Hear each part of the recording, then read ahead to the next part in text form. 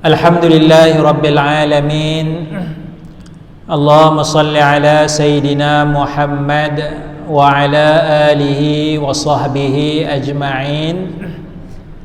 Subhanaka la ilma lana illa ma 'allamtana innaka antal alimul hakim. Rabbi shrah li sadri wa yassir li amri wahlul 'uqdatam min lisani yafqahu qawli, amma ba'd. Yang dihormati Tuan Imam, Tuan Bilal, jawatan kuasa masjid, sidang jemaah, moga-moga kita dirahmati Allah Subhanahu wa taala.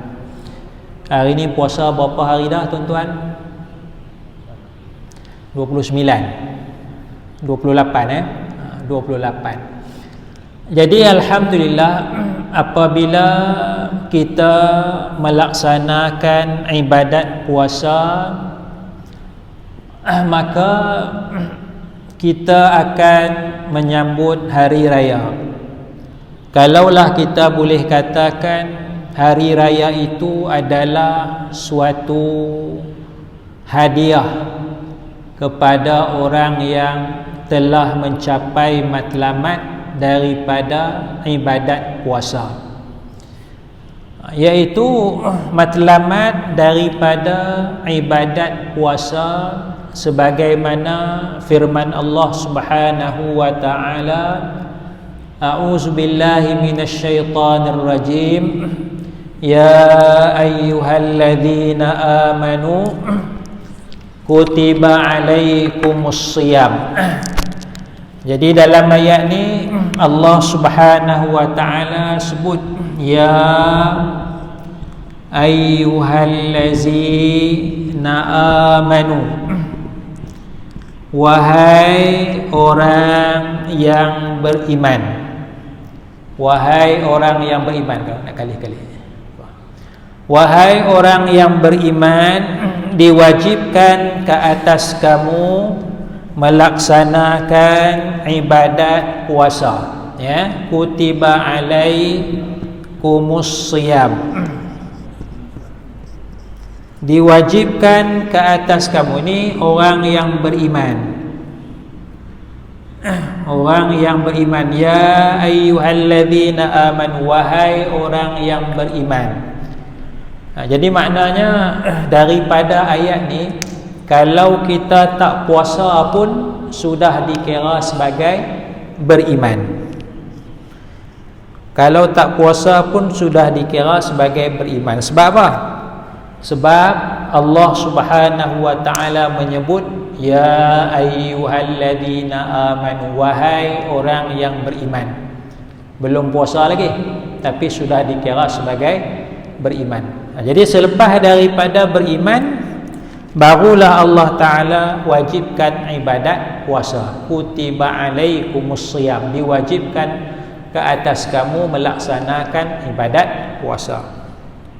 Sama juga dalam ayat melaksanakan hukum qisas, termasuklah hududnya, iaitu Allah Subhanahu wa Ta'ala sebut ya ayyuhalladzina amanu kutiba alaikumul qisas fil qatla, wahai orang yang beriman, diwajibkan ke atas kamu melaksanakan hukuman qisas.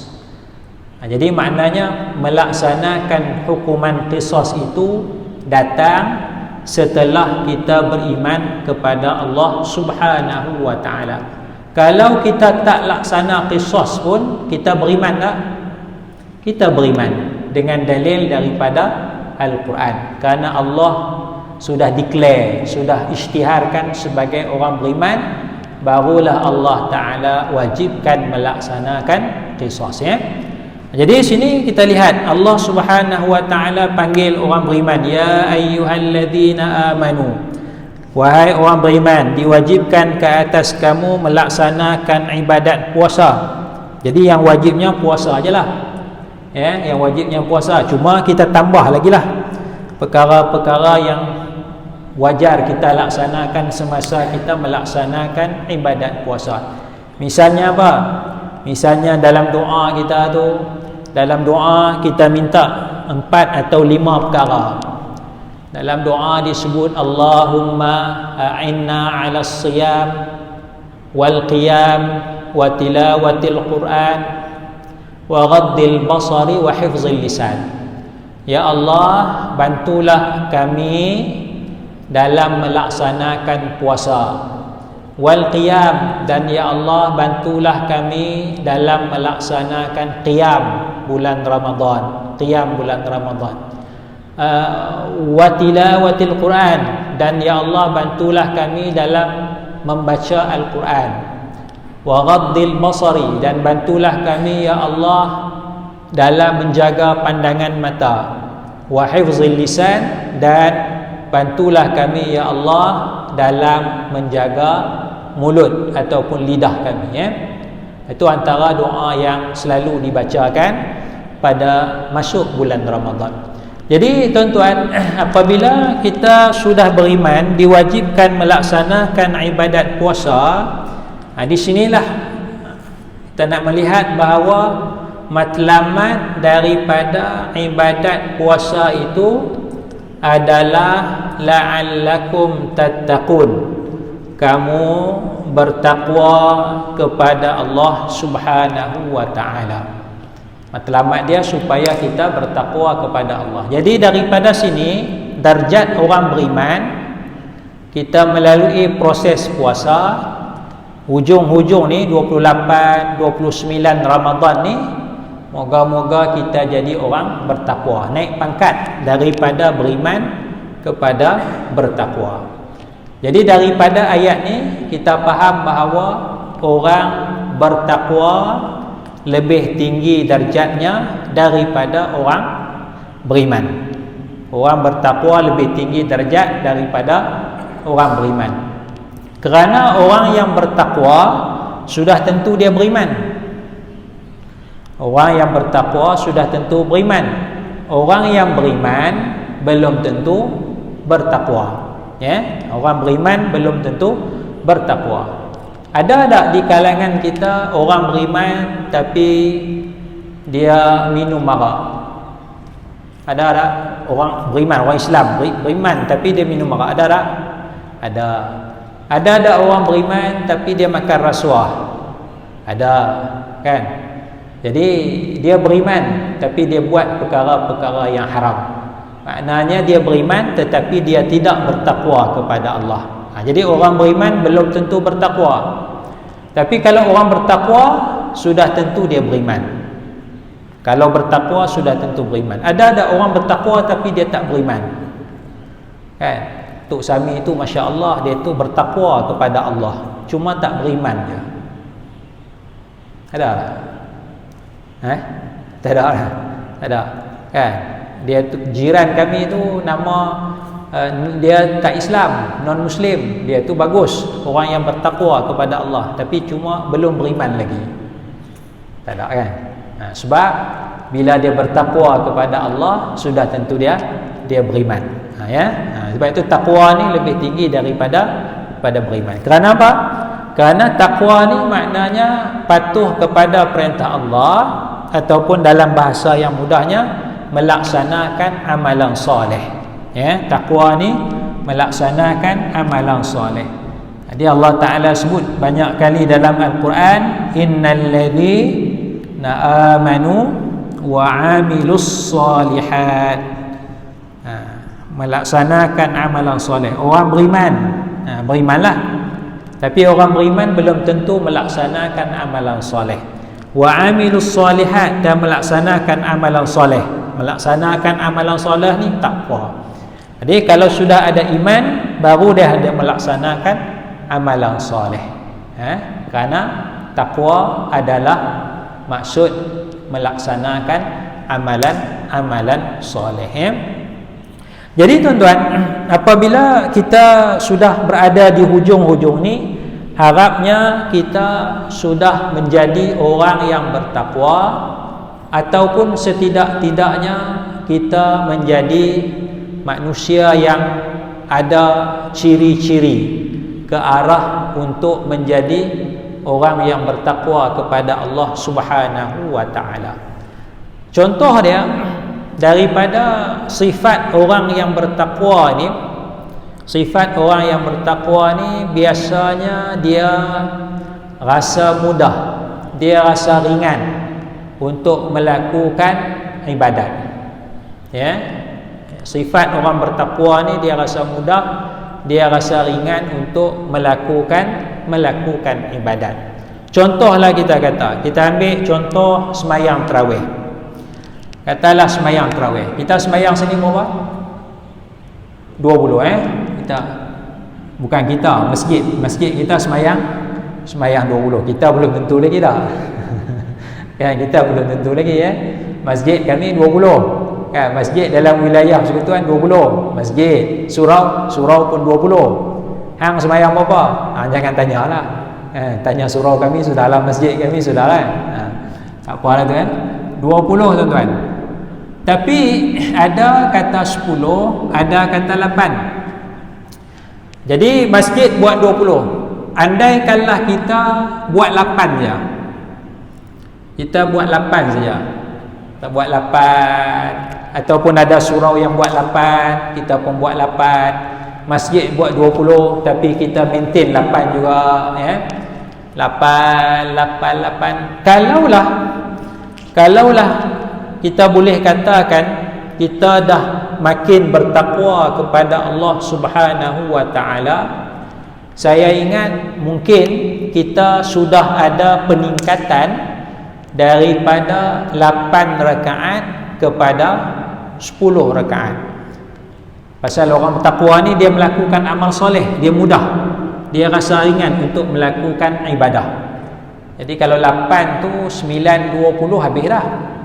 9-20 habis dah. Kalau 20 tu mungkin 10-5 minit, 10-10. Jadi kita datang 8.40, datang terus sembahyang isyak 8.40. 9.20 habis dah. Dalam 40 minit selesai dah. Kan? Sembahyang isyak berjamaah dengan sembahyang tarawih 8. Witir kita tak buatlah. Kita balik dululah. Jadi patutnya daripada malam pertama tu kita sembahyang 8 rakaat, 9.20 habis. Sepatutnya bila kita makin bertakwa, makin ada peningkatan daripada 8 jadi 10. Dalil masing-masing ada lah ni. 8 ni pun ada dalil, 10 ada dalil, 20 pun ada dalil. Masing-masing ada dalil. Dulu kita bergaduh. Dulu ada sebahagian orang dia bergaduh 8 dengan 20 ni. Bergaduh 8 dengan 20, kem 8, kem 20. Ya, betapa tak cerdiknya kita bergaduh hanya soal bilangan rakaat tarawih. Nak semayang 8, semayang je lah. Nak semayang 20, semayang je lah. Tak semayang langsung pun dosa tak? Tak dosa pun. Tak semayang tarawih pun tak dosa. Kalaulah tak semayang tarawih pun tak dosa, nak buat 8 pun tak apa, nak buat 20 pun tak apa. Balik kepada prinsip dia. Prinsip dia semayang tarawih itu sunat je. Buat dapat pahala, tak buat tak berdosa. Jadi kalau tak buat pun tak berdosa, maka nak buat 8 pun tak ada masalah, nak buat 20 pun tak ada masalah. Kerana masing-masing ada dalil. Tapi suatu masa dulu, beberapa tahun dulu, dia bergaduh antara kem 8 dengan kem 20. Kem 8 tuduh orang semayang 20 sebagai melakukan bid'ah. Ada di kalangan ni lah, di kalangan ni.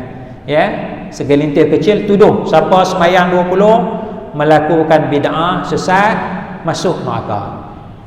Pasal orang bid'ah tak boleh masuk syurga lagi, dia kena masuk neraka dulu. Orang semayang 20 tuduh orang semayang 8 sebagai pemalas.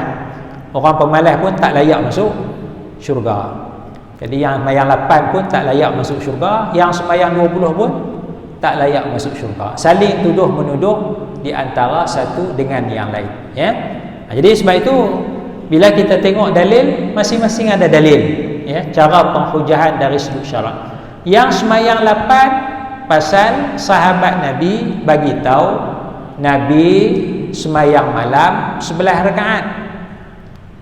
Nabi semayang malam 11 rakaat. 11 tolak witir 3 jadi 8. Yang semayang 10 pasal ada sahabat bagi tahu Nabi semayang malam 13 rakaat.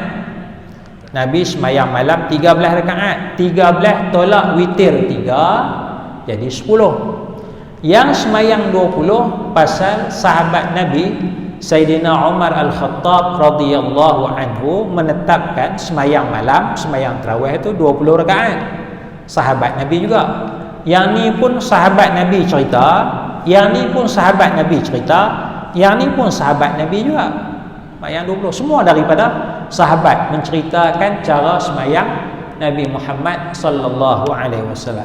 Dia ada satu lagi daripada zaman sahabat, zaman tabi'in, iaitulah bilangan solat tarawih ini sebanyak 36 rakaat.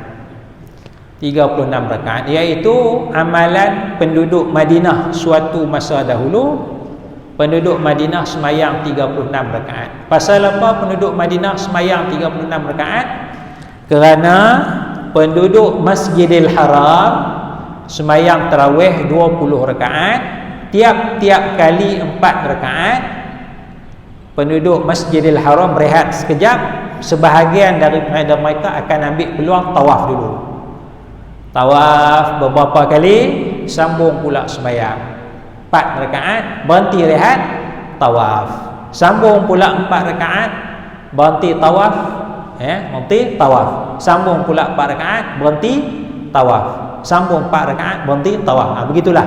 4 kali 5 kali berhenti untuk dapatkan tawaf. Jadi 20 rakaat diselang dengan tawaf.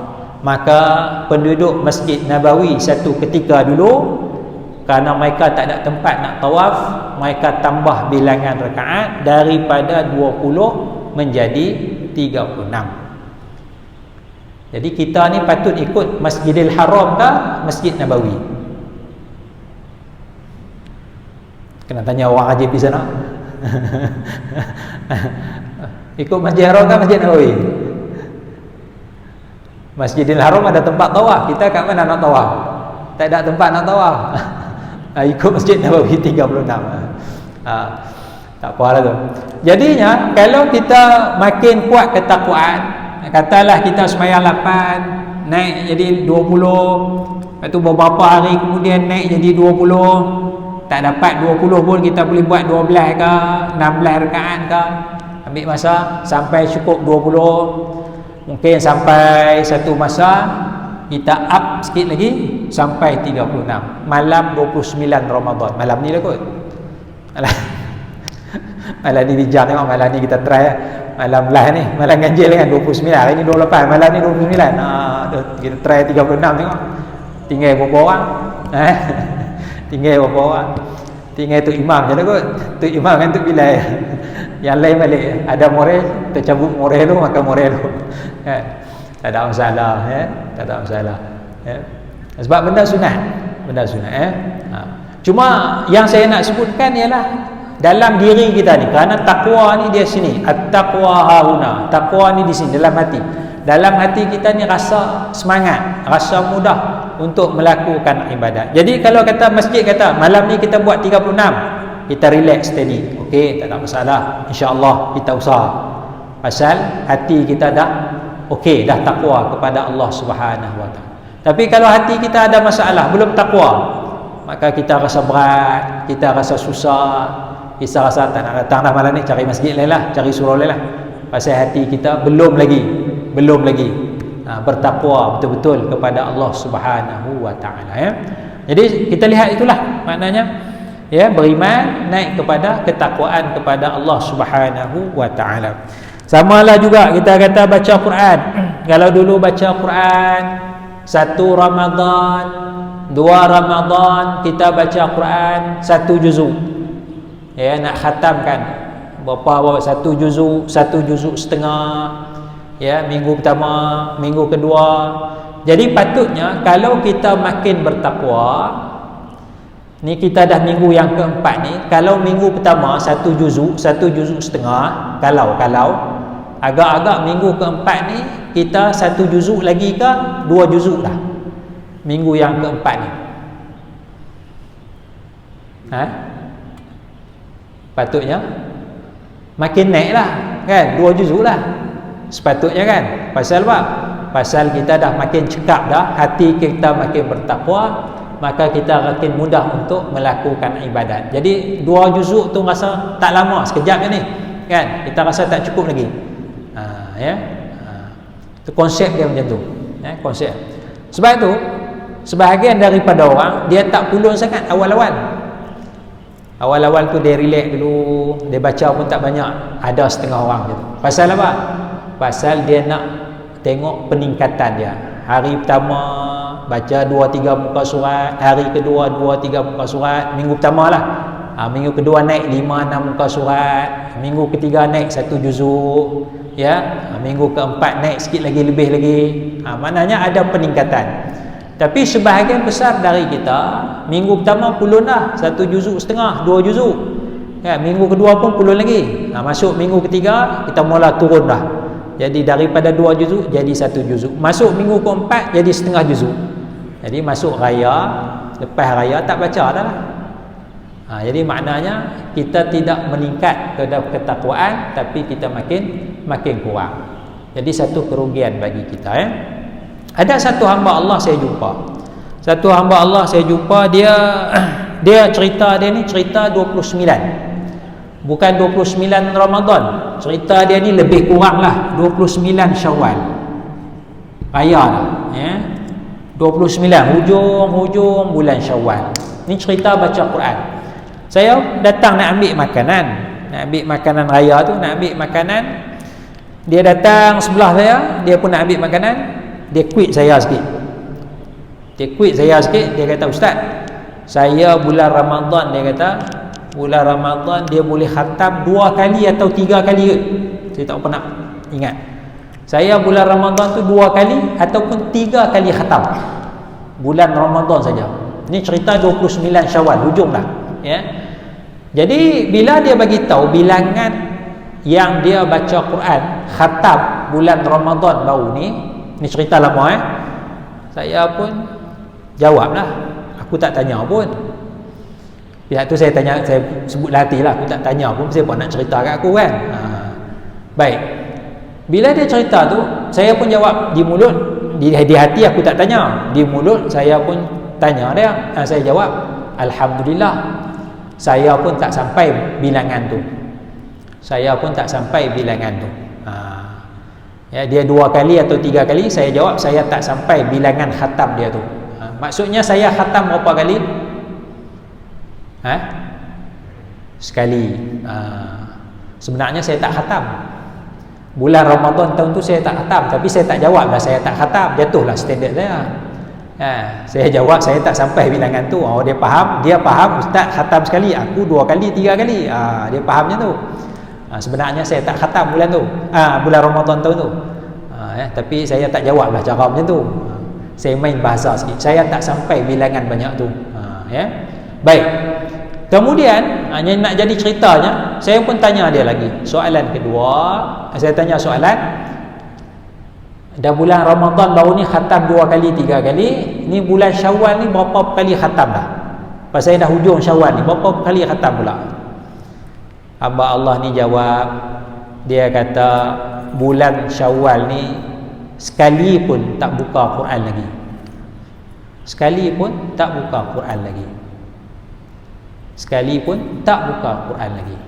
Maknanya dah 29, 30 Syawal tak buka langsung Quran.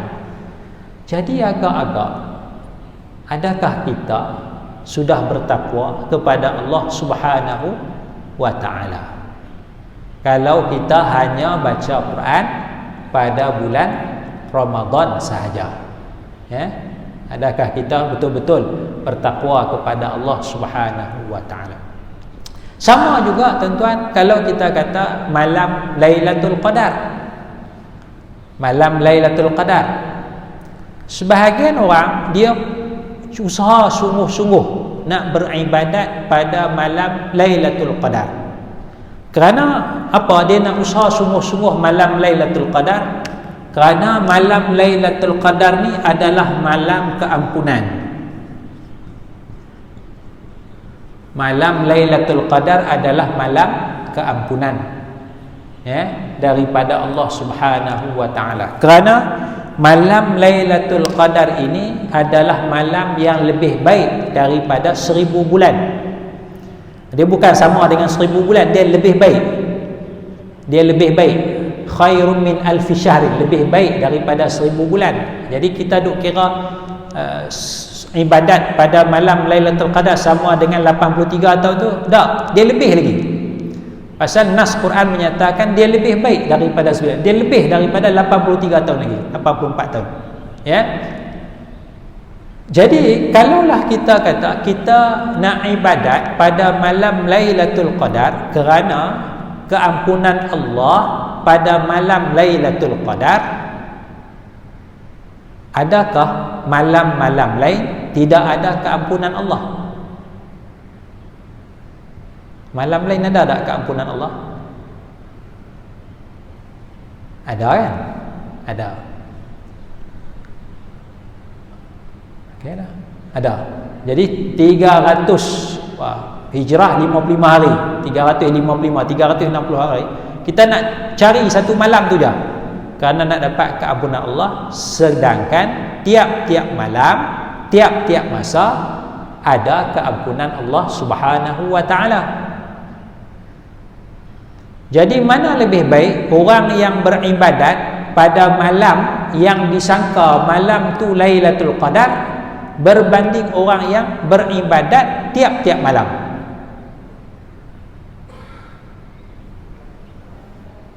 Mana lebih baik?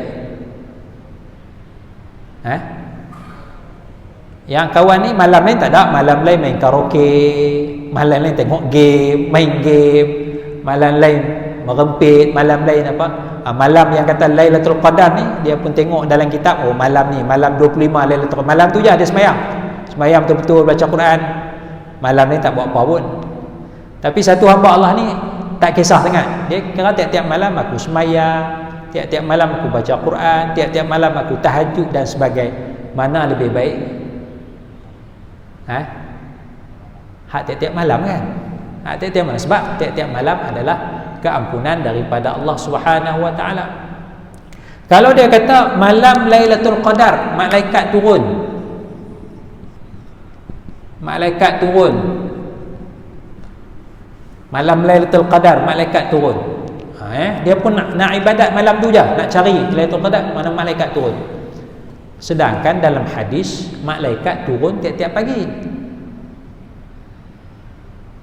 Yata'aqabana fikum malaikatum bil-lail wa malaikatum bin-nahar. Silih berganti di kalangan kamu malaikat malam dengan malaikat siang.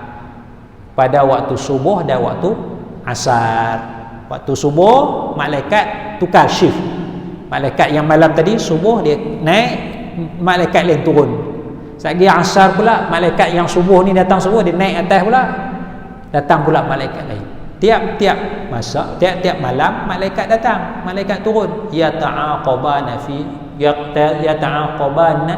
yata'aqabani fikum malaikatum bil-lail wa malaikatum bin-nahar. Silih berganti malaikat malam dengan malaikat siang. Tak, bukan saya nak menafikan kelebihan Lailatul Qadar tu. Tidak ya. Kelebihan dia ada. Cuma nak mengkritik sikit sebahagian sikap kita tu hanya nak pulun malam Lailatul Qadar tapi malam-malam lain tidak mau melakukan ibadat. Yang tu yang saya nak kritiknya tu. Bukan nak kritik Lailatul Qadar, tidak. Sikap kita tu. Sikap kita yang nak cari Lailatul Qadar sahaja, malam tu saja nak buat ibadat, malam tu saja nak jadi orang bertakwa. Sedangkan malam-malam lain kita tidak mencari keampunan Allah, kita tidak betul-betul beribadat kepada Allah Subhanahu wa taala ya. Jadi apa lagi kelebihan Lailatul Qadar? Apa lagi malam Lailatul Qadar? Malam Lailatul Qadar, malam tu Quran turun. Quran diwahyukan. Tak ada dah. Wahyu Quran tak turun dah malam Lailatul Qadar tahun ni. Turun sekali tu je. Sekali tu je. Maknanya tak ada kelebihan dah Lailatul Qadar untuk Quran turun. Kan? Sekali tu je. Dia turun sekali tu je, habislah. Ya. Inna anzalnahu fi lailatul qadri, sesungguhnya kami menurunkan Al-Quran pada malam Al-Qadar. Habis sekali tu je. Ya. Jadi sebab itu kita nak supaya kita jadi orang yang betul-betul bertakwa kepada Allah Subhanahu wa taala. Jadi tuan-tuan, salah satu daripada sifat orang bertakwa ni, kalau saya sambung sikit tentang sifat orang bertakwa ni, sifat orang bertakwa ni, innal muttaqina fi jannatin wa 'uyun, dalam surah Az-Zariyat, ya, innahum kanu qabla dhalika muhsinin. Antara sifat mereka ni berbuat baik, muhsinin, ya. Satu sifat mereka. Yang kedua, sifat mereka yang kedua, qalilan minal laili ma yahja'un. Malam tu mereka tidak tidur sepenuhnya, ada masa untuk bangun sembahyang malam, yahja'un. Sifat yang ketiga, wabil ashar hum yastaghfirun. Yastaghfirun, pada waktu sahur mereka istighfar kepada Allah Subhanahu wa taala. Kita buat dah ni, ya, bulan Ramadan kita buatlah. Kita tidur tapi hujung malam ke-4 kita bangun nak sembahyang tahajud, nak sahur. Jadi bila kita bangun tu, kita sahur, kita dapatlah istighfar kepada Allah Subhanahu wa taala. Cuma lepas daripada Ramadan, adakah kita bangun malam?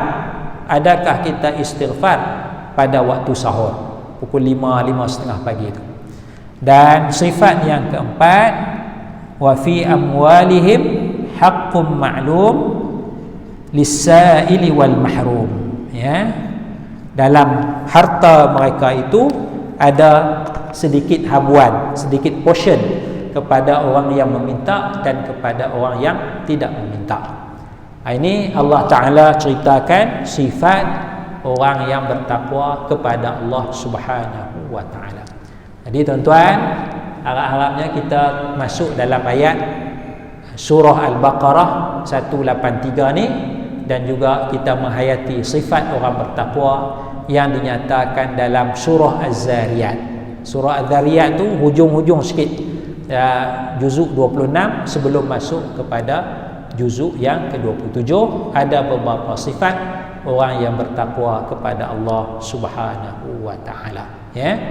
Jadi itulah yang saya nak sebutkan. Kalau kita dah boleh datang masjid bulan Ramadan ni, sebahagian daripada kita yang tak datang sebelum Ramadan, Ramadan datang, lepas daripada Ramadan ni tengoklah, kalau kita istiqamah datang masjid, datang surau, insya-Allah kita dah ada bunga takwa yang elok. Kalau lepas daripada 30 Ramadan, 1 Syawal tu pagi tu datang, lepas tu hilang dari masjid, dari surau, tak datang dah, maka takwa kita tu tak berapa menjadi lagi. Makna nak tunggu Ramadan pula lah, tahun depan pula kita nak kena usaha balik.